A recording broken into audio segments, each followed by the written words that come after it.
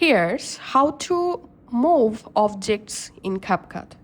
So right now I'm in my CapCut, I'm creating a new project. So I'm selecting this video, for example, and now I'm going to add an overlay. So I'm tapping on overlay, add overlay, selecting photos, and selecting a PNG photo from my gallery.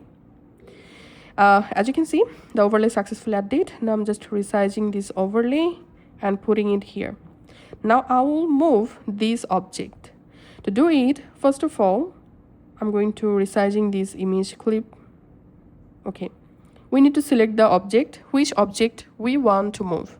Once you selected the object in timeline, now tap and select the location from where you want to move the object.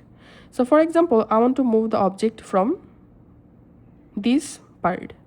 So I'm selecting the location here, then tapping on this add keyframe button. And here we can see the keyframe add date. It's mean the rate indicator. Now we have to move our timeline, or you can play the video. Okay, now here I want to move the cat to right side. So I'm just moving the cat to right side just like this. And here we can see another keyframe automatically add date.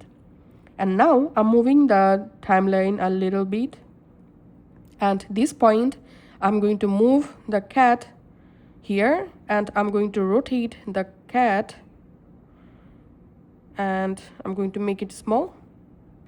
After doing this, you can just select your first keyframe just like this.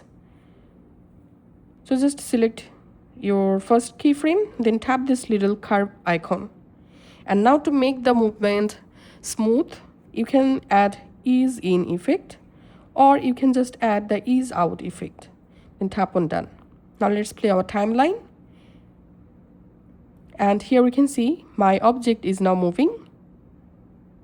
So this is how you can actually move anything, any object, image, video, text in CapCut. Thanks for watching.